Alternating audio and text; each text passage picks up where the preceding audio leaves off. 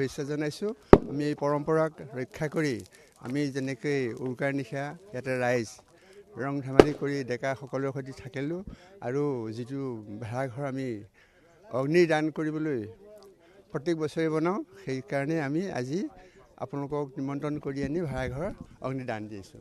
যিহেতুকে পৰম্পৰা আমাৰ এই বিহু ঘৰটো আগৰ পুৰুষসকলে বনাই কৰি শেষত অগ্নি দেৱতাক অৰ্পণ কৰে, মানে অগ্নিক দাহন কৰা হয়, যাতে বছৰটোৰ কাৰণে যি অপায় মংগল আছে সেইখিনি দূৰ কৰি তেখেতে যে নাশ কৰে। আমাৰ এইটোৱে আচল মেইন উদ্দেশ্য।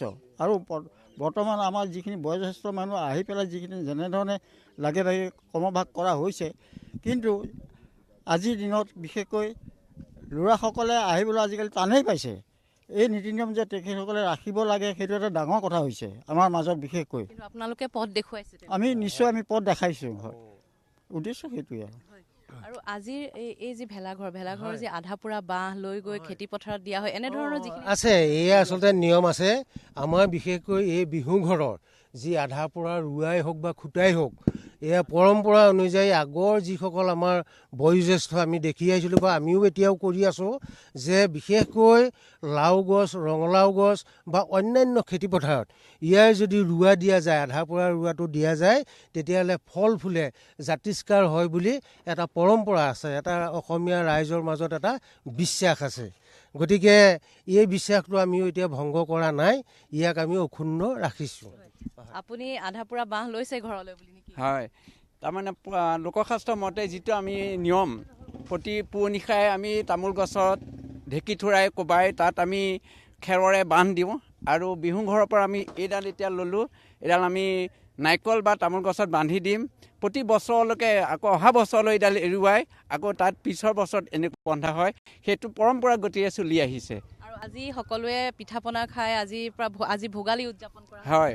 এতিয়া আমি ঘৰলৈ গৈ আমাৰ ঘৰত যেনেকুৱা ধৰি লওক নীতি নিয়মৰে আমাৰ পৰিবাৰ বা আমাৰ মাহঁতে আমাক দিব, আমি সযতনে খাই পেলাই ওচৰ চুবুৰীয়া আমাৰ দেউতা, আমাৰ বৰদেউতা বা খুৰাহঁতৰ ঘৰত গৈ সেই পৰম্পৰাটো তেনেধৰণে বজাই ৰাখিম।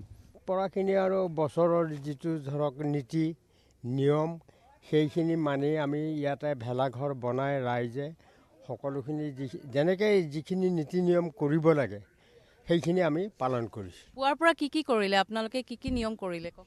পুৱাৰ পৰা ইয়াত আহিলোঁ ভেলাঘৰত, আহি পেলাই আমি এখন শৰাই, এই বছৰটোৰ কাৰণে সমস্ত ৰাইজে ইয়াত এখন শৰাই দি আৰু যিখিনি নিয়ম আছিল সেইখিনি কৰি পেলাই আমি ভেলাঘৰটো জ্বলোৱা হ'ল। কি খালা?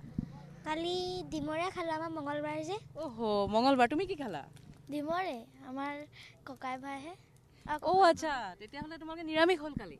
নহয়, তুমি খাইছা? মই খাইছোঁ। মই মাংস, খাচী মাংস আৰু ব্ৰইলাৰ মাংস খাইছোঁ। মাছ খালা নাই? মাছ দিনত খাইছিলোঁ। মাছ দিনত খাইছিলা। এতিয়া এই যে বিহু ঘৰ জ্বলোৱা চালা, বিহু ঘৰ জ্বলোৱা চাই কি শিকিলা তোমালোকে কোৱাচোন? বিহু ঘৰ জ্বলা চাই পেলাই বহুতখিনি কথাই শিকিলোঁ। তোমাৰ নামটো কি? নমস্কাৰ, মোৰ নাম শ্ৰী ভিতালী শইকীয়া।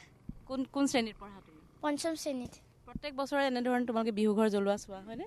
ভাল লাগে। আৰু উৰুকাৰ ভোজ ক'ত খালা? ঘৰতে খালোঁ। ঘৰতে খাইছা? নিৰামিষ খাব লগা হ'ল। আজি দুমাহী, আজিও খোৱা নহ'ব? আজি খাম। আজি খাবা?